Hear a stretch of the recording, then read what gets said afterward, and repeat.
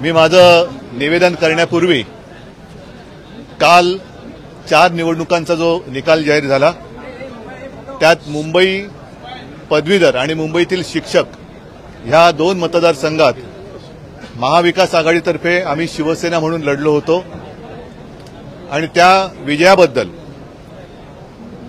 मी मुंबईतील तमाम पदवीधर आणि शिक्षकांना खास धन्यवाद देतोय की तुमच्या आशीर्वादाने आम्ही पुढे जात आहोत। असेच आशीर्वाद आमच्या पाठीशी असू द्या। नाशिक आणि कोकण पदवीधर, नाशिक शिक्षक आणि कोकण पदवीधर इथे सुद्धा आम्ही लढलो होतो आणि तेथे देखील ज्यांनी ज्यांनी महाविकास आघाडीला आशीर्वाद दिले त्यांना मी मनापासून धन्यवाद देतोय। लढाईमध्ये हार जीत होत असते, काही वेळेला हार होते, काही वेळेला आम्ही जिंकत असतो। मी मागेही बोललो होतो की निवडणुकीतली हार जीत हा एक भाग जरी असला तरी हिम्मत हारता कामा नये। आता लढाईला सुरुवात झालेली आहे आणि आज आपल्याला सर्वांना कल्पना आहे की येत्या काही दिवसात विधान परिषदेच्या ज्या 11 निवडणुका होत आहेत त्यात आम्ही महाविकास आघाडीने आमचे 3 उमेदवार हे दिलेले आहेत। त्याच्यामध्ये काँग्रेसतर्फे सातवताईंचा आहे, शिवसेनेकडनं मिलिंद नार्वेकर आहेत आणि एनसीपी आणि आम्ही सर्वांनी मिळून शेका पक्षाचे आमचे सहकारी जयंतराव पाटील यांना उमेदवारी दिलेली आहे आणि आम्ही तिन्ही पक्ष त्याचबरोबरीने आमचे मित्र पक्ष पूर्णपणाने एकजुटीने हे तिन्हीच्या तिन्ही उमेदवार निवडून आणल्याशिवाय राहणार नाही हे आम्ही महाविकास आघाडी म्हणून आपल्या माध्यमातून तमाम महाराष्ट्रातल्या जनतेला सांगतो आहोत। आता याच्या पुढे जाऊन जे काय एकूण देशात चालले, राज्यात चाललेलं आहे, आज आपल्याला कल्पना आहे की विधान परिषदेचे विरोधी पक्षनेते अंबादास दानवे यांना निलंबित करण्यात आलेले आहे। खरं पाहिलं तर एखादा प्रस्ताव आल्यानंतर माझ्या बाजूला दोन्ही ज्येष्ठ विधिमंडळातले माझे सहकारी आहेत। एखादा प्रस्ताव आल्यानंतर त्याच्यावरती चर्चा करणं हे गरजेचं असतं। दुसरी बाजू मांडू देणं हे लोकशाहीसाठी आवश्यक असतं आणि त्याच्यानंतर हा निर्णय अपेक्षित असतो। ठीक आहे, निलंबन करायचं की नाही करायचं हा निर्णयाचा अधिकार हा अध्यक्ष महोदय किंवा सभापतींचा असतो, पण त्याच्यासाठी एकतर्फी निर्णय एका कोणाकडनं तरी मागणी झाली म्हणून निर्णय घेतला हे लोकशाहीला घातक आहे, लोकशाहीला मारक आहे आणि हा लोकशाही विरोधी निर्णय। खरं म्हणजे अंबादासनं सुद्धा बाजू मांडू देण्याची एक वेळ द्यायला पाहिजे होती, ती दिली गेली नाही। आमच्याकडनं कोणालाही बोलू दिलं गेलं नाही आणि जणू काही सगळं ठरवूनच हे षडयंत्र रचून विरोधी पक्ष नेत्याला निलंबित केलं गेले हे असं कदाचित महाराष्ट्राच्या इतिहासामध्ये पहिल्या प्रथम झालं असेल आणि हा सगळा जो काय अन्याय आहे हा अन्याय महाराष्ट्रातली जनता डोळे उघडे ठेवून पाहते आहे। एकूणच काय की काल जो आमचा विजय दणदणीत झालेला आहे तो झाकळून टाकण्यासाठी हा एक निर्णय त्यांनी घेतला, म्हणजे कालच्या आमच्या विजयाच्या बातम्या मागे पडतील आणि ह्या निर्णयाची चर्चा होईल। तसंच जो एक त्यांनी बोगस अर्थसंकल्प मांडलेला आहे त्याची चिरफाड व्हायला आता सुरुवात झाली।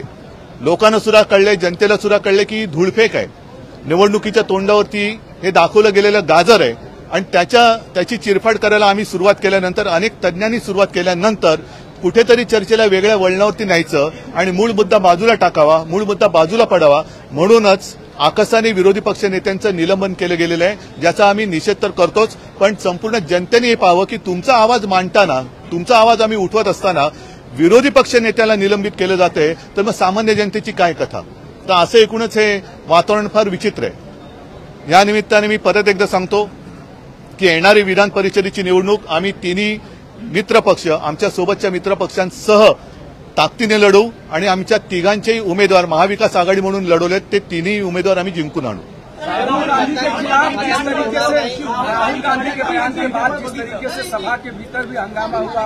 ठीक आहे, पहिलं मराठीत बोलू। काल मग जर बघायला गेलं तर काल एकूण जो ठराव विधान परिषदेत आणू इच्छित होते तो ठरावच मुळात चुकीचा होता, कारण आमच्या विरोधी पक्ष नेत्याने आपल्या काय त्यांनी प्रश्न विचारला की तो जो काही ठराव आणू इच्छित आहे त्याचा या सभागृहाशी संबंध काय। बरं, हेही बाजूला ठेवा, पण मुळामध्ये राहुलजी काय बोलले होते, त्यांनी खरंच हिंदुत्वाचा अपमान केला का? मी स्वतः ते भाषण पाहिलेलं आहे। हिंदुत्वाचा अपमान आमच्यापैकी कोणी करणार नाही आणि कोणी सहन करणार नाही। काल राहुलजींनी सांगितलं की भाजप म्हणजे हिंदुत्व नाही, भाजप म्हणजे फक्त संपूर्ण देशात भाजप म्हणजेच हिंदू, हे माझंही ठाम मत आहे. मी मागे सांगितलंय की मी भाजपला सोडलंय, हिंदुत्व सोडलं नाही. हिंदुत्व सोडणं कदापि शक्य नाही. आणि त्या अपुऱ्या माहितीच्या आधारावरती तुम्ही राहुलजींच्या निषेधाचा ठराव करू इच्छित होता. मग माझं म्हणणं असं आहे की पुढचा ठराव आपण आणला पाहिजे. एक तर राहुलजींनी हिंदुत्वाचा अपमान केला नाही, भाजप म्हणजे हिंदुत्व नाहीये त्यांनी ठासून सांगितलं. पण अपुऱ्या माहितीनिशी हे सभागृहात तो ठराव आणू इच्छित होते. आणि जर ठराव आणला असता आणि तो मंजूर करून त्यांनी बहुमताच्या जोरावर जसं आज निलंबन केलं तसा ठराव मंजूर करून पाठवला असता तर असत्यावरती तो ठराव मंजूर करून घेतला असता. तर असत्य माहितीच्या आधारे हा ठराव आणू इच्छिणं किंवा आणू पाहणं हा सुद्धा सभागृहाचा अपमान आहे. त्याच्यामुळे मग त्या सदस्याला सुद्धा तुम्ही निलंबित करणार आहात का? आणि मग मी असं म्हणेन, जो विषय घडलाच नाही, हिंदुत्वाचा अपमान झालाच नाही, मग मी सभागृहाला, दोन्ही सभागृहांना माझी विनंती राहील की लोकसभेमध्ये म्हणजे आपल्या देशाचं लोकशाहीतलं सर्वोच्च मंदिर, तिथे जय संविधान बोलल्यानंतर काही जणांना मिरच्या झोंबल्या, तर ज्यांना जय संविधान बोलल्याबद्दल मिरच्या झोंबल्यात त्यांचा निषेधाचा ठराव, मी तर जाहीर त्यांचा निषेध इकडे करतोय, पण सभागृहांनी सुद्धा, दोन्ही सभागृहांनी तो ठराव मांडावा आणि जाहीरपणाने आम्ही जय संविधान बोलायला ज्यांचा विरोध आहे त्यांचा निषेध करतो असा ठराव मंजूर करून लोकसभेत तो पाठवावा.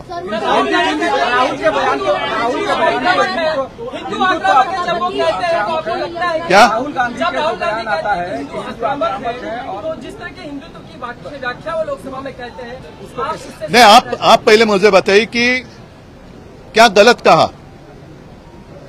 कहा उन्होंने, कहां अपमान किया?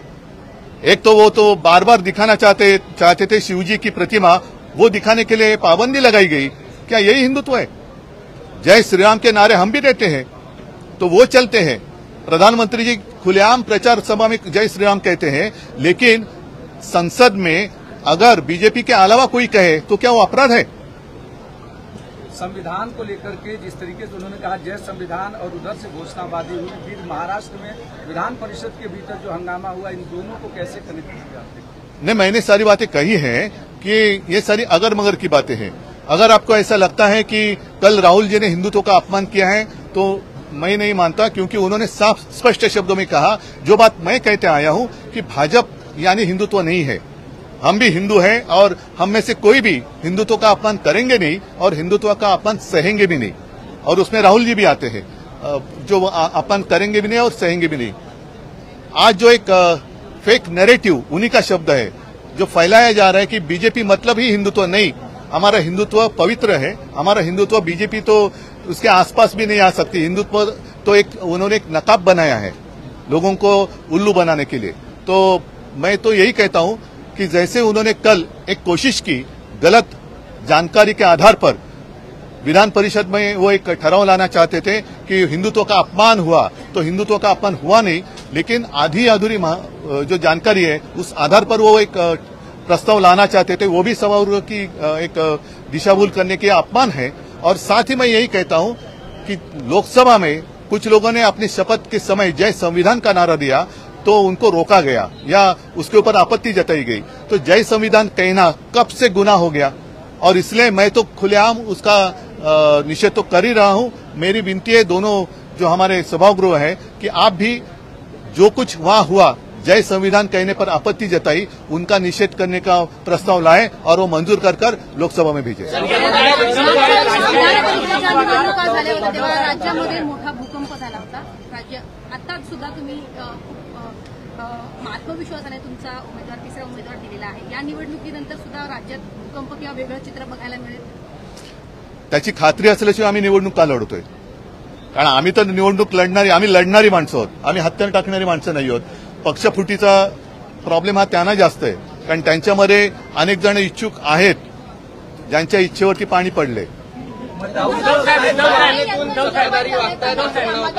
अंबादास दानवे यांचं ज्या पद्धतीनं 5 दिवसाचं निलंबन झालं, सत्ताधारी सूडभावनेतून वागतंय आणि सत्ताधारी विरोधकांवर भारी पडत आहे.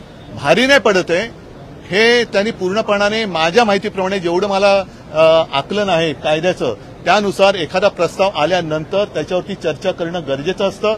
ज्याच्या संबंधी तो प्रस्ताव आहे तो विरोधी पक्षनेता आहे, म्हणजे एक प्रमुख पद आहे त्याच्याकडे, त्यांना त्याच्यावरती बोलण्याची संधी देणं हे फार गरजेचं होतं. ते न करता एकतर्फी निलंबन करणं हा एक मोठा अपराध आहे. तुम्ही मागणी करणार का प्रस्ताव मांडण्यासारखं काल देखील नीलम गोरे यांच्या विरोधात काल देखील त्यांनी पक्षपात केल्याची घटना नाही, मग मी एक सांगतो, अंबादासजींबद्दल आक्षेप काय सांगा, का निलंबन केले सांगा जरा, मी नव्हतो सभागृहात. बरोबर आहे, त्याच्याबद्दल मी पक्षप्रमुख म्हणून मी महाराष्ट्रातल्या माता भगिनींची माफी मागायला तयार आहे आणि मी मागतो, कारण आम्हाला त्यांच्याबद्दल आदर आहेच. मग लोकसभा प्रचाराच्या दरम्यान सुधीर मुनगंटीवाराने त्यांच्या म्हणजे मोदीजींच्या सभेत, कदाचित मोदीजी व्यासपीठावर नसतील, पण बहीण भावाच्या नात्याबद्दल जे अभद्र वक्तव्य केलं होतं त्याच्याबद्दल कोण माफी मागणार आहे? त्यांच्याच मध्ये बसलेले ते सत्तार, त्यांनी सुप्रिया सुळेंना कॅमेऱ्यासमोर शिवी दिली होती. हा माता भगिनींचा अपमान नाही? ज्याच्यावरती एका महिलेवरती विचित्र एक प्रसंग ओढवला, ज्याला आम्ही मंत्रिमंडळातून काढून टाकला होता, त्यांना तुम्ही मंत्रिमंडळात स्थान दिलंय, हा महिलांचा अपमान नाही? मग जर मी माफी मागतोय, माता भगिनींचा अपमान जर झाला असेल तर मी माफी मागतो, पण तसा त्यांनी अपमान त्यांनी तर केलाय, सभागृहात केला म्हणून अपमान, आणि जाहीरपणाने बोललं तर अपमान नाही, हे कुठलं गणित आहे? मग त्यानं सुद्धा निलंबित करणार का? मुनगंटीवारनं तर जनतेने तिकडनं निलंबित केलंच आहे, विधानसभेत पण ते करतील, पण तुम्ही आत्मने काय करणार आहात? राहुल गांधी ठीक है, राहुल गांधी के बयान को लोकसभा से निकाल दिया गया है। राहुल कौन सा? गांधी के कल के भाषण को लोकसभा से निकाला गया है पूरा? से, हाँ, उसमें मैक्सिमम क्या बात कही? क्या बात कही? उन्होंने जो कहा था कि हिंदू जो है वो आक्रामक है। नहीं, ऐसे मैंने ऐसी बात कही नहीं थी उन्होंने, और उन्होंने यही कहने की कोशिश की थी या कही थी बात कि हिंदुत्व का मतलब दूसरे धर्म का अपमान करना नहीं है. जो मेरे पिताजी कहते थे, जो मेरे दादाजी कहते थे कि हम हिंदू तो हैं, हमें भाजपा हिंदुत्व ना सिखाए, नहीं तो भाजपा की पूरी कुंडली जो है, जन्म कुंडली, वो उनको पहले पढ़ाई करनी चाहिए. कहां से शुरू हुई उनकी बात, जनसंघ की स्थापना कैसे हुई, उसके पहले क्या थी, वो सारी बातें निकलनी होगी. निमित्त से बार बार सेट करने की कोशिश कर रही है कि जो महिलाओं का अपमान जो है सभागृह में किया गया. जो बात मैंने कही कि खुलेआम गाली गलौज करने वाले लोग आज भी आपके कैबिनेट में हैं, तो वो कैसे चलते आपको? ये मेरा हिंदुत्व नहीं है.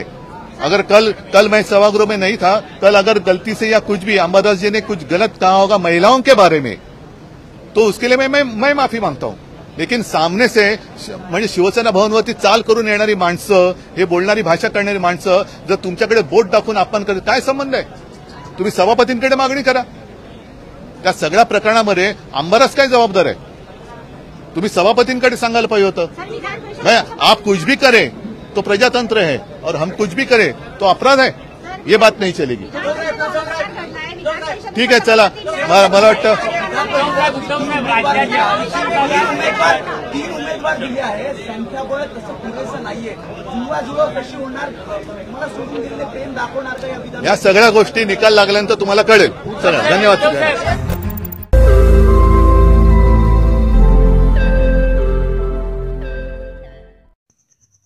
रोज नई खबरों को देखने के लिए हमारे औरंगाबाद समाचार चैनल को सब्सक्राइब कीजिए और नोटिफिकेशन पाने के लिए हमारे बेल आइकन को दबाइए ताकि हर खबर की नोटिफिकेशन आपको मिलती रहे.